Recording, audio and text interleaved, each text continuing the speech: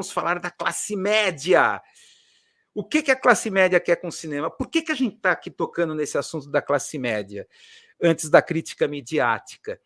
Porque a gente aqui nas nossas conversas, aqui nessa live, a gente já falou sobre isso, o trauma das esquerdas em 1933, do Palácio dos Esportes, Sport Palace, isso em 1933, que é o trauma da qual a esquerda não resolve até hoje, não saiu desse trauma. Que trauma é? A vitória do nazismo, da propaganda nazista, fazendo uma população desesperada, empobrecida, desemprego, hiperinflação, a maior hiperinflação da história, apoiar não a revolução, mas sim a nazistificação do país, né? Nesse último encontro aqui entre dois propagandistas, que a gente até narrou na semana passada, o propagandista marxista contra o propagandista nazista, né? E o nó que ele conseguiu dar nesse propagandista marxista, né? Já prenunciando as estratégias alt-right que depois seriam incorporadas. Mas o grande papel aqui foi o das classes médias. Tá? Uma das avaliações nas nossas discussões aqui, as coisas realmente mudam. Infelizmente, a coisa é assim. Eu não queria que fosse assim. As coisas só mudam quando bate na classe média. Tá? O povão tem aquela memória atávica da miséria, do sofrimento, é caracterizado pela resiliência. Tá? O que vemos aqui no cenário do Brasil, voltou a fome no país. Tá? Isso não é o suficiente para fazer mudança. Tá? Parece que eles têm essa memória da resiliência, a memória da dor, da miséria, da pobreza. Voltamos de novo, é assim mesmo. Tal. É interessante que o cinema, as transformações que o cinema no século XX ocorreram, que foram alterações que foram voltadas para a classe média, que era o novo público do cinema. Foi a grande novidade no cinema no século XX, foi a entrada das classes médias. E como a linguagem do cinema se transformou para a classe média, tá? Mudando totalmente a função do entretenimento, o que era o entretenimento do povão, depois o entretenimento para a classe média, tá? Que pode ser descrito dessa maneira, rapidamente aqui falando. Primeiro você tem aqui os Nickelodeons, que era o nome dado às primeiras salas de projeção, tá? Que não era, na verdade, salas de projeção como a gente está acostumado. Isso aqui no primeiro cinema, primeira década do século XX. Tá? Essas salas, na verdade, você tinha a tela, você tinha mesas, garçons, as pessoas conversavam, bebiam, comiam, assistindo aos filmes. Assistiam aos filmes e conversavam, comentavam sobre os filmes. Essas primeiras salas de projeção eram voltadas para as classes socioeconomicamente baixas, imigrantes, desempregados. Tinha esse nome Nickelodeon, porque com o níquel, você entrava nesses lugares e passava assim a tarde inteira assistindo filmes curtas. Chaplin, ele começa no cinema produzindo filmes curtas para esses lugares. As classes médias tinham horror, torciam o nariz para isso, porque a verdadeira arte era o teatro. Isso aqui eram lugares suspeitíssimos, claro, tinham prostitutas oferecendo seus serviços nesses lugares. Então, no começo da primeira década do século XX, o cinema, Nickelodeons, era um lugar suspeito onde gente de bem, cidadão de bem, não entra. Então, as classes médias torciam o nariz para isso, torciam o nariz. Coisa de pobre, coisa do povão, olha que lixo, a decadência da moral, dos bons costumes. E o que é interessante, a marca desses filmes, é que era o absoluto irrealismo. Uma coisa marcante desses filmes, não sei se vocês sabem que já era tecnologicamente possível colorizar e sonorizar. Quando eu falo sonorizar, sincronizar a boca com a voz do artista. Já era possível. Só que os primeiros diretores, eles não quero sonorizar e não quero colorir meus filmes. Por quê? porque eles sabiam, por acerto e erro, que a relação psicológica dessas classes socioeconomicamente baixas com o cinema era de projeção. Eu quero ir no cinema ver coisa irreal, coisa bizarra, absurda, que contraria as leis da física, as leis da gravidade. Vocês estão vendo esses fotogramas dos comedy capers. Especificamente aqui vocês estão vendo o Keystone Cops, que era um filme de slapstick, que era chamado cinema de pastelão. Eram coisas bizarras, absurdas, muitas gags desses filmes, os desenhos animados copiaram. Então, aquela coisa da bomba explodir, a pessoa não morre, fica com a cara preta e o cabelo arrepiado. Assim, atos assim, malabarismos que eram feitos totalmente contrariando as leis da física, como aqui esse filme The Safety Last, tá? Do Harold Lloyd, aqui da década de 20, coisas bizarras que aconteciam nesses filmes. Pessoas assim descendo de calhambeque escadas, assim, acrobacias. Não é à toa que a maioria desses artistas vieram do circo. Muitos trapezistas, malabaristas que faziam cenas assim de gelar o sangue. Então, era bem o tipo... O cinema nunca foi realista, né? Ele começou de uma forma totalmente nonsense. Por quê? Porque o povão vai no cinema para quê? Eu quero projetar, relação psicológica de projeção.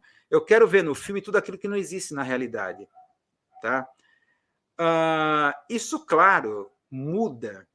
Muda como? Com a crise econômica, a Grande Depressão Americana, a partir do crash, o divisor de águas é o crash da Bolsa de Nova York.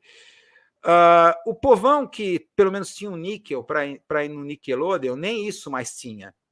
Tamanha a pobreza e a miséria. A classe média já não tinha grana para ir no teatro, que era o alto nível, tal. Puxa, só restou ir no cinema. O que será que passa lá no Nickelodeon? As classes médias começaram a achar, tudo bem, vamos lá ver o que é.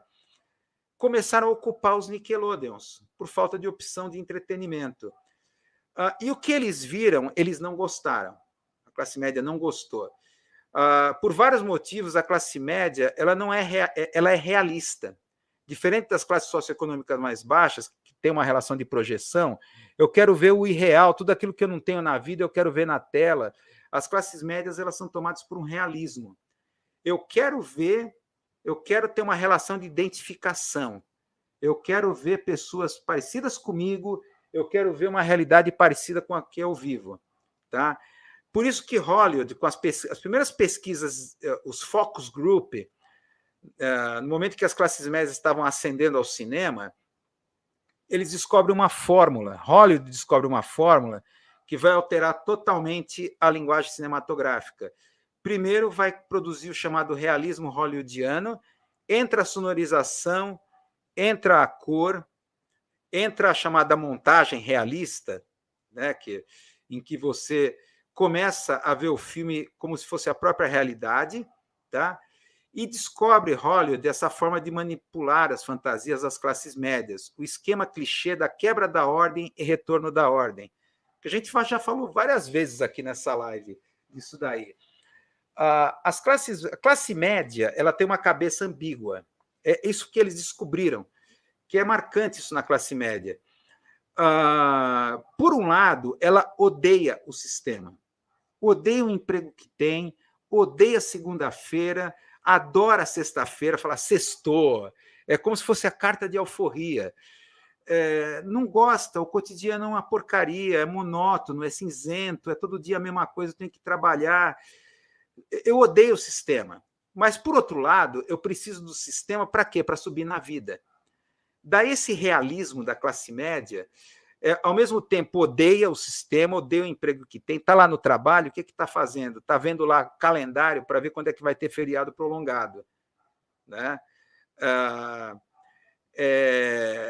Odeia o trabalho, odeia o seu cotidiano, eu tenho que pagar, eu tenho que juntar grana, eu tenho que comprar um apartamento melhor, eu tenho que ter uma casa melhor, eu tenho que ter um carro melhor, eu tenho que ter tudo melhor. Eu tenho que subir na vida. Por isso que eles são tomados de um realismo. diferente das classes socioeconômicas mais baixas, vamos dizer assim, mais conformistas, digamos assim, eu já sei que eu nasci pobre, vou morrer pobre, então eu quero me divertir. Eu quero ver na tela coisas que eu não tenho na minha vida. Eu quero projetar, enquanto a classe média quer se identificar. Tá? Aí vem a coisa da quebra da ordem e retorno da ordem. O que a classe média muito... estão vendo aqui Thelma e Louise, o Cantando na Chuva, aquela coisa do Cantando na Chuva, quebra a ordem, ele começa a dançar e cantar loucamente, vocês devem lembrar dessa sequência que é icônica, aí quebra da ordem, aí chega um policial e bota a ordem no pedaço. É isso que a classe média procura. O entretenimento para a classe média é mais que entretenimento. Não sei se vocês estão me entendendo. Eu quero buscar no filme, claro, o que me leva ao cinema? Quebra da ordem. Eu quero ver a realidade sendo quebrada, porque eu gostaria de quebrar a ordem. Tá? Eu odeio essa vida, eu odeio o sistema, mas eu preciso disso porque, afinal, eu tenho que ganhar dinheiro e eu quero subir na vida. Mas, por outro lado, muita quebra da ordem incomoda. Thelma e Louise, você deve lembrar desse filme aqui, do Ridley Scott, Thelma e Louise. Repetindo, imagina se Thelma e Louise tivesse terminado de uma outra maneira, em que Thelma e Louise, finalmente, num happy end fantástico, cruzavam a fronteira do México, cabelo esvoaçante, carro conversível, à liberdade. Foram para a fronteira do México e fugiram dos seus maridos e namorados, que, junto com a polícia, estavam atrás delas. Imagina quando a luz do cinema acende, não sei se vocês estão me entendendo, o risco, isso que Hollywood tem medo, o choque térmico da volta à realidade. Então imagina Thelma e Louise, olha o sonho feminista, romperam com a ordem, os seus maridos, a masculinidade tóxica, não usava esse termo na época, deu certo, quebrar a ordem, quebrar o sistema. Aí volta para a realidade, vou voltar para a minha vida. Olha para o meu marido do lado, aqui no cinema, né, grosseiro, sei lá, já coçando as partes lá, querendo ir para casa, arrotando, eu vou tomar cerveja, tal, sei, que horror. Mas é o choque. Não que aí que tá, não que esse choque vai ter uma tradução política imediata, quero contestar o sistema, o capitalismo, não é isso.